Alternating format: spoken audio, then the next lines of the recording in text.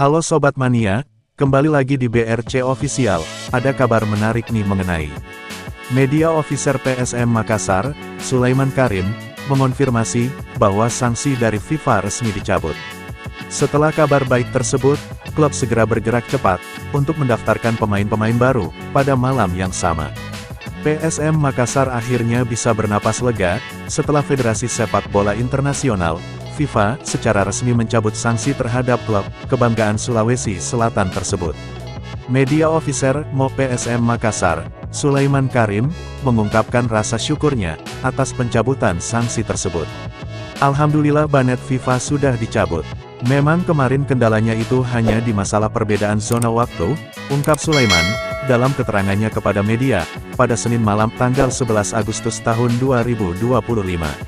Sanksi dari FIFA, sebelumnya membuat PSM Makassar tidak dapat mendaftarkan pemain baru, pada pekan pertama Super League 2025/2026, di Stadion B.J. Habibie, Parepare, Jumat tanggal 8 Agustus tahun 2025.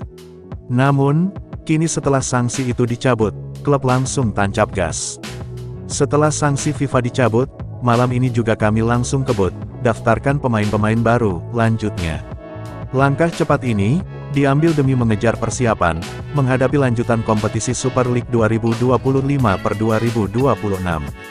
Pihak klub belum merinci siapa saja pemain yang didaftarkan, namun sumber internal menyebutkan bahwa sejumlah rekrutan anyar lokal dan asing akan segera diumumkan. Pencabutan sanksi ini menjadi angin segar bagi tim dan supporter PSM yang sempat cemas atas kelanjutan performa klub di tengah keterbatasan pemain. Nah itu dia sobat untuk update kabar hari ini. Bagaimana pendapat kalian sobat? Tulis pendapat kalian ya sobat, dan jangan lupa like, komen, dan subscribe. Nah itu dia sobat untuk update kabar hari ini. Bagaimana pendapat kalian sobat? Tulis pendapat kalian ya sobat, dan jangan lupa like, komen, dan subscribe.